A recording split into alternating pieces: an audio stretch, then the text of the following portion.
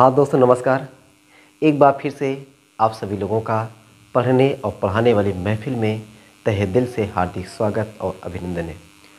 तो दोस्तों आज की क्लास में हम सभी लोग एक खूबसूरत टॉपिक और उस टॉपिक का नाम है सौर सेल। उस चीज़ को आज की क्लास में हम सभी लोग समझने वाले हैं। सौर सेल, फोटोडायोड और इससे पहले आपने देखा था एलईडी, प्रकाश उत्सर्जक डायोड। तीनों की प्रोसेस लगभग काफ़ी हद तक एक जैसी है, ठीक ना। तो मैंने आपके सामने ये जो सौर सेल है, सौर सेल की संरचना के बारे में ये जो आप फिगर देख रहे हो ना भाई, फिगर थोड़ा सा बहुत अच्छा तो नहीं, मुझसे फिगर बनता नहीं है, ठीक है, लेकिन फिर भी जो फिगर में होना चाहिए उसको मैंने आपके सामने बनाया हुआ है। यहाँ पे संरचना मैंने पहले से लिख दिया हुआ है ताकि जो मैं बोलूँ ना, आपको ये बोलने के बाद जब ये लगता है ना कि सर क्या लिखें, तो उस चीज़ को भी मैंने आपको सामने पहले लिख दिया हुआ है ताकि आपको अच्छे से उसको नोट कर सकूं, ठीक है। तो हम लोग समझते भाई सौर सेल होता क्या है। तो अभी तक आपने देखा फोटोडायोड उत्क्रम अभिनत में जोड़ा जाता था, एलईडी अग्र अभिनत में जोड़ा जाता था। लेकिन दोस्तों जो सौर सेल है ना, सौर सेल को अव अभिनत जिसे बोलते हैं अनबायस, देख रहे हैं ना, अव अभिनत जिसे बोलते हैं अनबायस, मतलब ये कोई बायस में नहीं होता है, ना तो अग्र में होता है ना तो उत्क्रम में होता है, ना तो अग्र ना तो पश्च, ये कोई बायस में नहीं है, इसे क्या बोलते हैं अव अभिनत। तो जो हमारा सौर सेल होता है, सौर सेल एक अव अभिनत पीएन संधि डायोड होता है जो प्रकाश ऊर्जा को वैद्युत ऊर्जा में परिवर्तित करता है। यानी जो काम हमारा फोटो डायोड करता था वही काम हमारा सौर सेल भी कर रहा है। बस दोनों में अंतर क्या है कि फोटो डायोड जो हमारा उत्क्रम अभिनत में होता था, जबकि सौर सेल अव अभिनत में है, अनबायस है। बात क्लियर हो गई। फोटो डायोड और सौर सेल को मिला करके रिलेट करके आपको मैं सिखाने का प्रयास कर रहा हूँ। तो फोटो डायोड उत्क्रम अभिनत में होता है जबकि सौर सेल अव अभिनत में होता है। फोटो डायोड का काम है प्रकाश ऊर्जा को विद्युत धारा या विद्युत ऊर्जा में कन्वर्ट करना। यही काम हमारा किसका, सौर सेल का भी काम है, प्रकाश ऊर्जा को वैद्युत ऊर्जा में कन्वर्ट करना, ठीक है।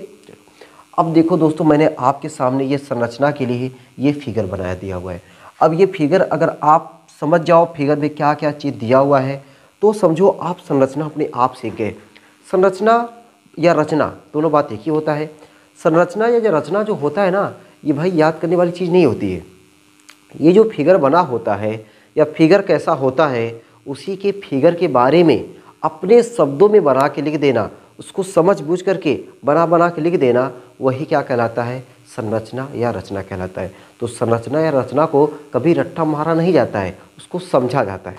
आइए दोस्तों हम लोग समझते हैं। यहाँ पे आप देख रहे हो ये आपको लिखा हुआ है पी टाइप।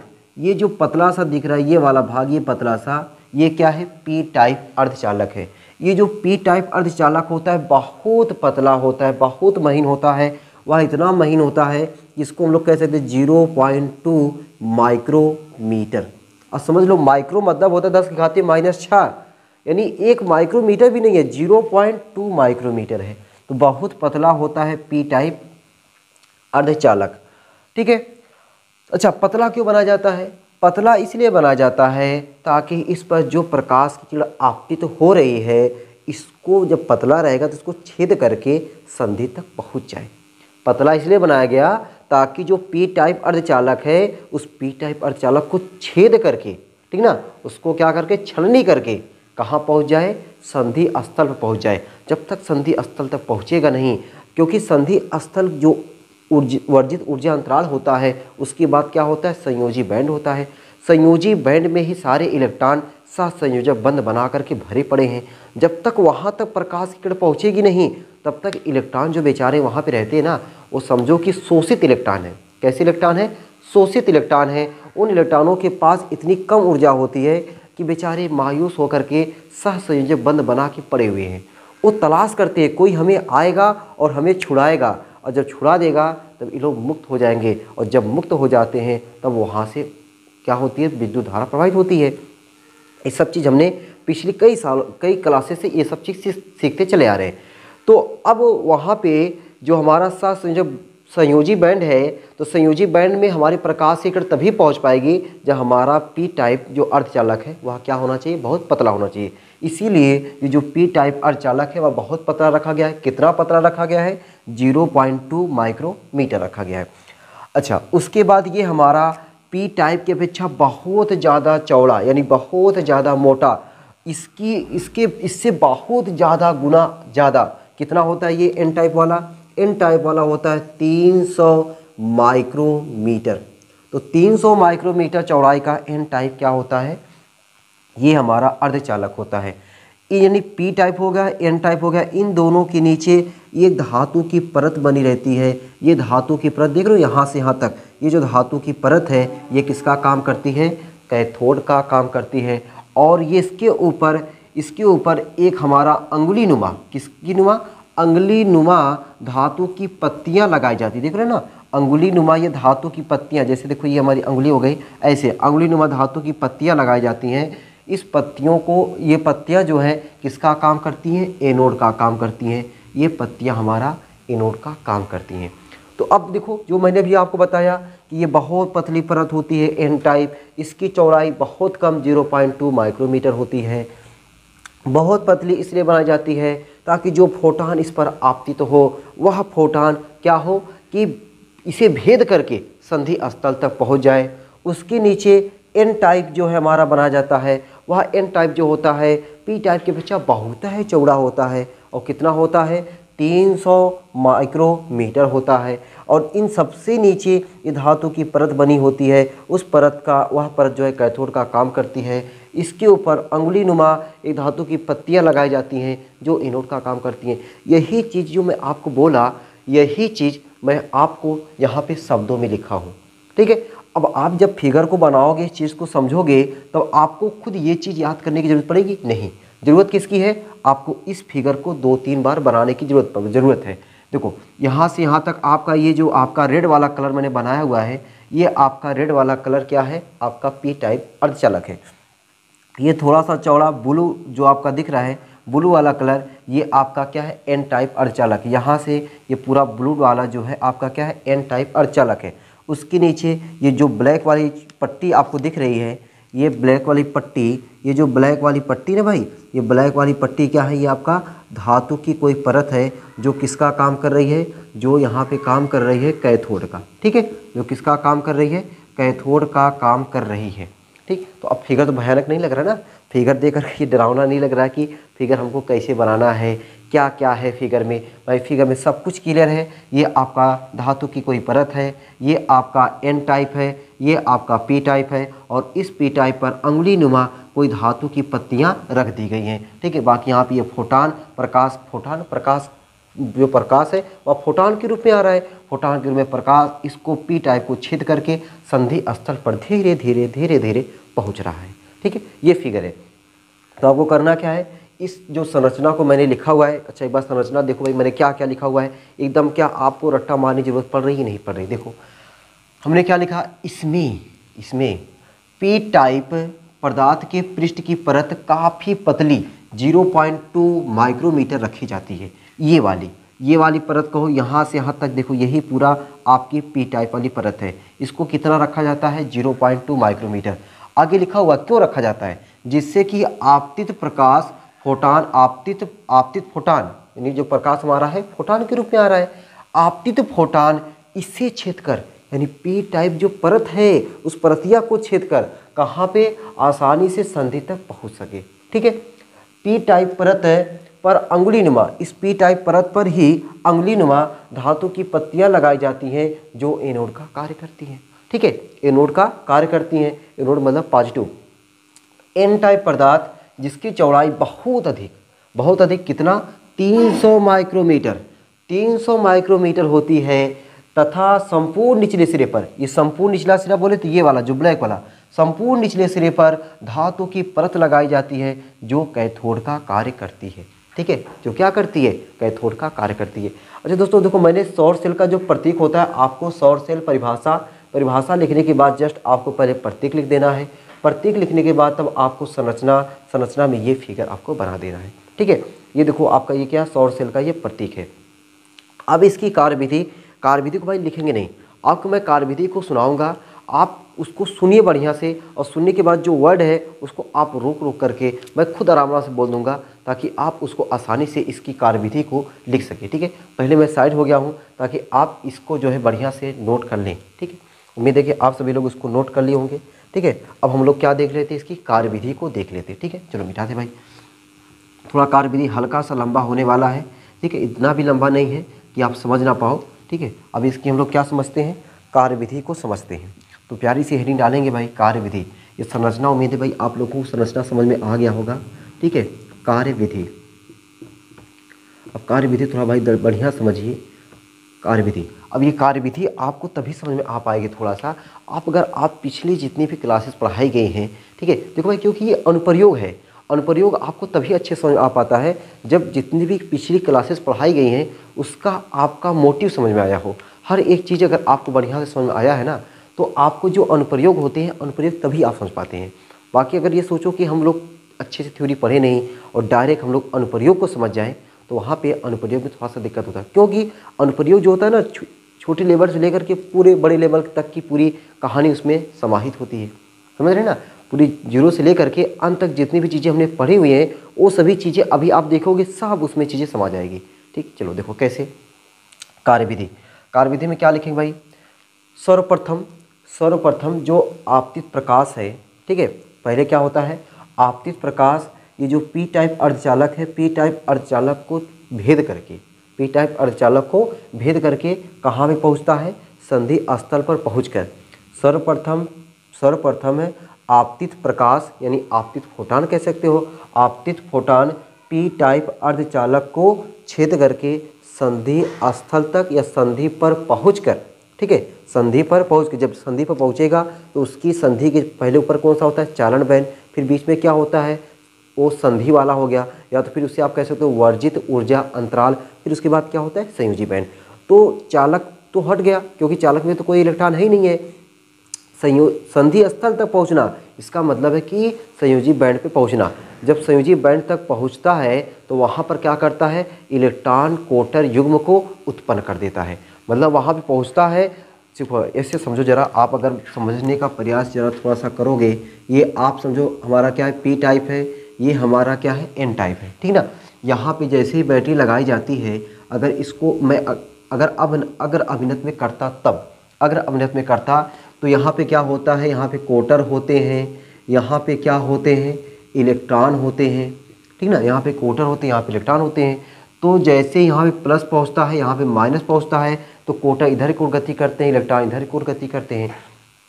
तो वैसे ही जैसे यहाँ पे फोटान यहाँ पे आपतित तो होता है, वह फोटान क्या करता है कि पी टाइप अर्धचालक को छेद कर या भेद कर संधि स्थल तक पहुंचकर क्या करता है, संधि स्थल तक पहुंचकर सहसंयोजक बंधों को तोड़कर इलेक्ट्रॉन कोटर युग्म उत्पन्न करता है। क्या करता है, इलेक्ट्रॉन कोटर युग्म उत्पन्न करता है। ठीक, इलेक्ट्रॉन कोटर युग्म उत्पन्न करता है। अब इलेक्ट्रॉन कोटर जब युग्म उत्पन्न होता है तो संधि स्थल पर एक आंतरिक वैद्युत क्षेत्र होता है। ये हमने आपको तब बताया है जब पीएन संधि डायोड पढ़ा रहे थे कि एक आंतरिक वैद्युत क्षेत्र होता है। वह आंतरिक वैद्युत क्षेत्र को हमने आपको कुछ इस तरीके से दिखाया होगा, देखो ऐसे, ई आई, आंतरिक वैद्युत क्षेत्र ई आई। तो यह जो आंतरिक वैद्युत क्षेत्र होता है, वह आंतरिक वैद्युत क्षेत्र क्या करता है कि देखो ये कोटर है, कोटर को इधर भगाता है, इलेक्ट्रॉन को उधर भगाता है। तो यहाँ पे क्या होते हैं, कोटर एकत्रित होने लगते हैं और यहाँ पे इलेक्ट्रॉन एकत्रित होने लगते हैं।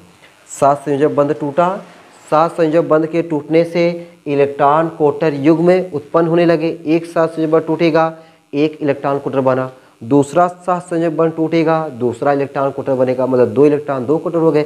इस तरीके से ढेर सारे सहसंयोजक बंध टूटते हैं। जब बहुत सारे सहसंयोजक बंध टूटते हैं तो बहुत सारे इलेक्ट्रॉन कोटर क्या होते हैं, उत्पन्न हो जाते हैं। अब संधि स्थल पर जो वैद्युत क्षेत्र, जो आंतरिक वैद्युत क्षेत्र होता है, वह आंतरिक वैद्युत क्षेत्र कोटर को कहता है तुम्हें नहीं आना है, इलेक्ट्रॉन को कहता है तुम्हें नहीं आना है। तो यहाँ पे कोटर एकत्रित होने लगते हैं और यहाँ पे क्या होने लगते हैं, इलेक्ट्रॉन एकत्रित होने लगते हैं। यहाँ पे कोटर की संख्या अधिक हो गई और यहाँ पे इलेक्ट्रॉनों की संख्या अधिक हो गई। तो कोटर मतलब होता है पॉजिटिव, तो ये वाला क्षेत्र हमारा पॉजिटिव बन जाता है। यहाँ पे इलेक्ट्रॉन मतलब नेगेटिव, ये वाला क्षेत्र हमारा क्या बन जाता है, नेगेटिव बन जाता है। ठीक ना। तो जो आंतरिक वैद्युत क्षेत्र हुआ वह आंतरिक वैद्युत क्षेत्र क्या किया कि आंतरिक वैद्युत क्षेत्र के कारण पी क्षेत्र में कोटर और एन क्षेत्र में इलेक्ट्रॉन एकत्रित होने लगे, जिससे पी सिरा धनात्मक और एन सिरा ऋणात्मक हो जाता है। अब ये धनात्मक और ये ऋणात्मक होने से उस पर क्या होता है, एक विभवांतर स्थापित हो जाता है। और जहाँ विभवांतर स्थापित होने का मतलब है कि एक बैटरी बन गई, और एक जब बैटरी बन गई तो वहाँ से धारा उत्पन्न होने लगा। तो इस तरीके से प्रकाश ऊर्जा को वैद्युत ऊर्जा में परिवर्तित होता है। इस तरीके से यहाँ पे प्रकाश ऊर्जा जो है वैद्युत ऊर्जा में क्या होता है, परिवर्तित होता है। तो कार्यविधि में एक बार और रिपीट कर रहा हूँ। देखो लिखना क्या भाई आपको, सर्वप्रथम जो आपतित प्रकाश, सर्वप्रथम आपतित फोटान, ठीक है, आपतित फोटान संधि पी टाइप अर्धचालक को भेद करके या छेद करके संधि स्थल पर पहुंचकर वहां इलेक्ट्रॉन कोटर को उत्पन्न करता है। ठीक है, इलेक्ट्रॉन कोटर को उत्पन्न करता है। अब इलेक्ट्रॉन जब कोटर उत्पन्न हो जाते हैं तो संधि स्थल पर एक आंतरिक वैद्युत क्षेत्र उत्पन्न होता है, जिसकी दिशा n से p की ओर होती है, जिसकी दिशा n से p की ओर होती है। ठीक ना, जिसकी दिशा n से p की ओर होती है। यह आंतरिक वैद्युत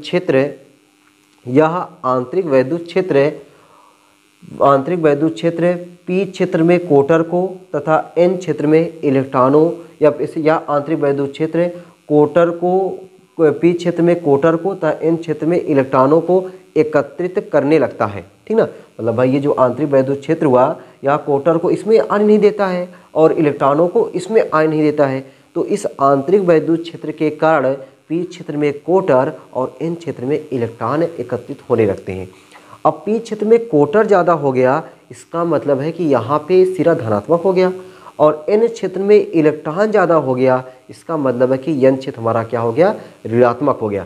तो यहाँ पे सिरा धनात्मक, यहाँ पे सिरा ऋणात्मक, तो यहाँ पे एक विभवांतर स्थापित हो जाता है जो कि एक बैटरी का काम करता है। तो इस तरीके से प्रकाश ऊर्जा वैद्युत ऊर्जा में परिवर्तित होने लगती है। इस तरीके से प्रकाश ऊर्जा वैद्युत ऊर्जा में क्या होने लगती है, परिवर्तित होने लगती है। ठीक ना। अच्छा, अब ये तो रहा भाई सौर सेल। तो सौर सेल से अब हमें अगर कहीं पे बहुत ज़्यादा हमें प्रकाश ऊर्जा से वैद्युत ऊर्जा प्राप्त करनी है, अगर हमें कहीं पे प्रकाश ऊर्जा से बहुत ज़्यादा वैद्युत ऊर्जा प्राप्त करनी है, तो अब हम लोग क्या करते हैं, बहुत जैसे हमने बताया ना, एक सेल होता है, एक बैटरी होता है। तो सेल के संयोग को हम लोग क्या कहते हैं, बैटरी कहते हैं। अब हमें करंट ज़्यादा प्राप्त करना है तो सेलों को श्रेणी क्रम में या समांतर क्रम में जोड़ते हैं। तो ठीक उसी प्रकार से जो सौर सेल होते हैं, सौर सेलों को समांतर क्रम में या सौर सेलों को श्रेणी क्रम में, सौर सेलों को समांतर क्रम में या सौर सेलों को श्रेणी क्रम में जोड़ा जाता है। तो ये श्रेणी क्रम और समांतर क्रम में जो जोड़ करके जो बनता है उसको हम लोग सोलर पैनल कहते हैं। क्या कहते हैं, सोलर पैनल कहते हैं। तो ये नाम आपने कभी सुना होगा, सोलर पैनल। ठीक है, तो सोलर पैनल क्या होता है, जो सौर सेल होते हैं, सौर सेलों से अगर हमें बहुत अधिक विद्युत धारा की ज़रूरत है, हमें बहुत अधिक वैद्युत ऊर्जा की ज़रूरत है, तो वहाँ पे हम लोग क्या करते हैं, बहुत सारे सौर सेलों को श्रेणी क्रम में या समांतर क्रम में जोड़ करके हमें बनाया जाता है, वही क्या कहलाता है, सोलर पैनल कहलाता है। क्या कहलाता है, सोलर पैनल कहलाता है। तो अब जब सोलर पैनल हो गया ना, जैसे अभी कोई उपग्रह है, उपग्रह जो जाता है, उपग्रह के अंदर एक बैटरी होती है, तो उस बैटरी को चार्ज करने के लिए सोलर पैनल, अब भाई सोलर पैनल लग गया है। अब देखो ये क्या है, सौर सेल से हमें क्या मिल रही है, विद्युत ऊर्जा मिल रही है या वैद्युत धारा मिल रही है या फिर बैटरी चार्ज हो रही है। तो जब सोलर पैनल हो जाता है तो सोलर पैनल से बहुत ज़्यादा हमें विद्युत ऊर्जा मिलने लगती है। जब बहुत ज़्यादा विद्युत ऊर्जा मिलती है तो वहाँ से जो उपग्रह होती है, उपग्रहों में जो बैटरियाँ लगी होती हैं, उस बैटरियों को चार्ज करने के लिए ये सोलर पैनल का उपयोग किया जाता है। ठीक है। या तो फिर कह सकते हैं जो सुदूर ऐसे बहुत एरिया हैं जहाँ पर इलेक्ट्रिसिटी की व्यवस्था नहीं है, वहाँ पे ये सोलर पैनल लगाया जाता है। उस सोलर पैनल की सहायता से रेडियो हो गया, टेलीविज़न हो गया, बहुत सारे हमारे यंत्र हैं जो यंत्रों को इस सोलर पैनल की सहायता से व्यवस्थित तरीके से चलाया जाता है, ठीक है। ये हो गया सोलर पैनल यानी सौर सेल का उपयोग कह सकते हैं। सौर सेल का क्या हो गया, ये उपयोग है। तो मैंने इसकी कार्यविधि को तो नहीं लिखवाया है, लेकिन कार्यविधि को मैंने 2 बार बोला हुआ है। उस चीज़ों को आप थोड़ा सा वीडियो पीछे करके उसको समझ बूझ करके इसको थोड़ा सा अपने तरीके से आप इसको लिख डालेंगे, ठीक ना। बाकी चीज़ों को हमने आपको समझा ही दिया है। तो आज की क्लास में हमने दोस्तों सौर सेल के बारे में सीखा हुआ है ना। तो फिर हम लोग मिलते हैं आपसे अगली क्लास में। आप लोग ऐसे ही हंसते रहो, मुस्कुराते रहो, पढ़ाई लिखाई शानदार ज़बरदस्त तरीके से करते रहे, ठीक है। अगली क्लास में हम लोग दोस्तों देखेंगे ट्रांजिस्टर क्या होता है, ट्रांजिस्टर कितने प्रकार का होता है, एनपीएन ट्रांजिस्टर क्या होता है और पीएनपी ट्रांजिस्टर क्या होता है। तो अभी भी आपको इस चैप्टर से 2 वीडियो और मिलने वाली हैं, ठीक ना। 2 वीडियो और हम लोग सीखेंगे। तो 2 वीडियो में जो हमारा इस चैप्टर जो है, इस चैप्टर की अब तक आपको काफ़ी वीडियो मिल गई होंगी, ठीक ना। लगभग काफ़ी वीडियो आपने एंजॉय किया, ठीक है। और आपको मैंने बहुत डिटेल से पढ़ाने का प्रयास किया हुआ है ताकि आप एक एक चीज़ को समझे रहेंगे ना, तो आपको कोई भी, जब मैं आपको इस चैप्टर का 1 नंबर का क्वेश्चन लगवाऊंगा यानी ऑब्जेक्टिव वाला एमसीक्यू, तो आप देखेंगे कि हाँ हमें कितना अच्छा आया, ठीक है। एमसीक्यू जो है इस चैप्टर का जरूर कराएंगे भाई। इसमें आपको कम से कम 25 से 30 क्वेश्चन एमसीक्यू करवाने वाले हैं, ठीक ना। बस यही 2 टॉपिक पढ़ाने के बाद, ट्रांजिस्टर, एनपीएन ट्रांजिस्टर और पीएनपी ट्रांजिस्टर को पढ़ाने के बाद, ठीक है। तो आप लोग ऐसे ही पढ़ाई लिखाई भाई एकदम ज़बरदस्त तरीके से करते रहो ना। अब आपको आलस करने की ज़रूरत एकदम नहीं है, ठीक है। जितना ज़बरदस्त तरीके से मेहनत करेंगे उतना ज़बरदस्त तरीके से आपका नंबर भी आएगा, ठीक है। चलो फिर, चलो सबको बाय बाय।